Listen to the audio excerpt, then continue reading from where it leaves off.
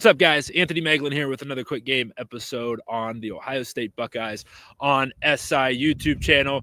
Fresh off of a very disappointing 13-10 loss that Ohio State suffered at the hands of the Michigan Wolverines. And yes, it is very cold. If you can hear the wind whistling and whipping around, it is not one of those pleasant fall evenings. This is certainly one of those bitter cold winter nights. And on this show, we're going to discuss what this rivalry matchup, what this game means to the Ohio State Buckeyes, because there is a very clear emphasis on this Michigan football game. You know, it is everything that this program thinks about, everything they talk about, everything they train for. It's on their minds at all times. Coach Day and everybody, Will Howard, every single player talks about beating the team up north. They think about it in February. They think about it in March and April and May. And they think about it in the summertime during their workouts. They think about it in September during their bye week. And if they have a lesser opponent, they have Michigan week or Michigan periods and all sorts of stuff. And you get to thinking like, yeah, that's really cool.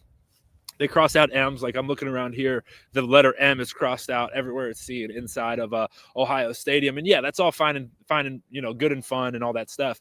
But at what point is that a detriment? At what point do you overdo it? Because you put 365 days, you think about this team, this emphasis of 60 minutes. You have 60 minutes on a field in between 120 yards of white lines that you have to execute, and you have to beat the team across from you. And yeah, it is your rival, and yeah, you should. This game should have a little bit more emphasis on it. But do they overdo it?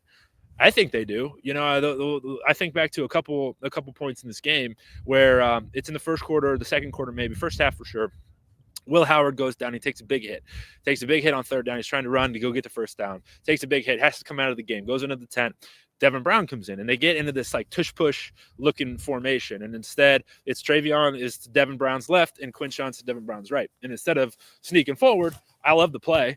Snap it, hand it off to Quinshon. Quinshon goes around the left end and breaks the tackle, gets around the end, makes a huge gain. Awesome play. And the place is going crazy. A couple plays before, there was a little scuffle over on the sidelines, whatever. And at that point in the game, it's 3-0 Michigan, or maybe 6-0 or something, and Ohio State's losing.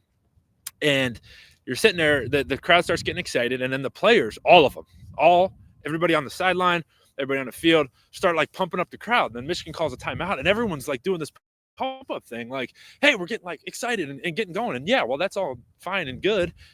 They lose their way. You don't go score. You miss a kick. And so that whole drive, you have this huge emotional rise, and then you just get let down at the end because you got too emotionally involved. And why I think that's so important is because, like I said, the rivalry is great. It's great for the fans. It's great for ESPN to talk about. It's great for Joel Klatt and Gus Johnson to be up in the box talking about 120th edition of the game and all of the things. You're going to be a hero if you come back and win this football game. But the players that have to execute have to lock in. They have to remove themselves from that. They there's 40 guys, 50 guys maybe that are on offense, on defense, on special teams that have to make the plays. And if they don't execute, you lose the football game. And to me, it felt like the important players on Ohio State's team, the guys who were, going to be, have their impact, have their hand on a win or a loss, got too emotionally wrapped up in this thing. Like, how many times was Will Howard not playing really good, but jacking the crowd up? And Jack Sawyer had an awesome pick right behind me, right over there. Awesome play. The defense was fantastic. And yeah, they're the guys who need to be jacking this place up, getting it loud, getting it rowdy. But the offensive guys, you need to be as far removed from that as possible. You need to be on the field. This place needs to be quiet. You need to stay emotionally calm. Will Howard, as a quarterback, you should never get above his heart rate. You see that it should be flatline. It should be like this: good play, bad play, next play.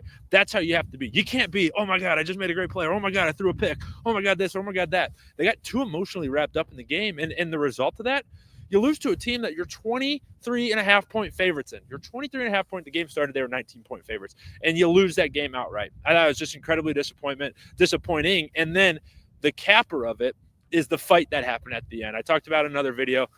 Didn't mention it in our post-game show, but obviously just a disgusting way for this game to end. And you're like, why did that happen? Well, it's because all these guys think about for 365 days is these 60 minutes. They didn't get it done again for the fourth year in a row.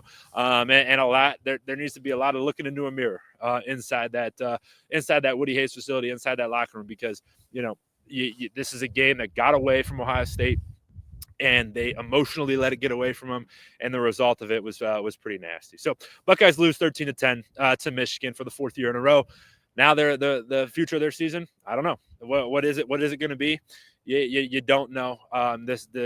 Control is out, or they don't control their own destiny anymore. We'll see what happens on the rest of this Saturday if there's any more upsets, but if there isn't, potentially are on the outside looking in, but we'll see what it shakes out to be. Regardless of where they end up, we'll have you covered here on Ohio State Buckeyes on SI on YouTube. So hit that subscribe button, hit that like button if you like what we're doing. We'll also have you covered over on our written site, si.com/college/Ohio State, where the boys are working hard, covering you, giving you really good content to read in the morning, to read tonight. If you need a break from football, I totally understand that. I probably should take one too. But regardless, jump into all our content. Our boys are working hard to get you what you need. So Buckeyes lose 13-10. Appreciate you hanging out with me on this quick game episode on the Ohio State Buckeyes on SI.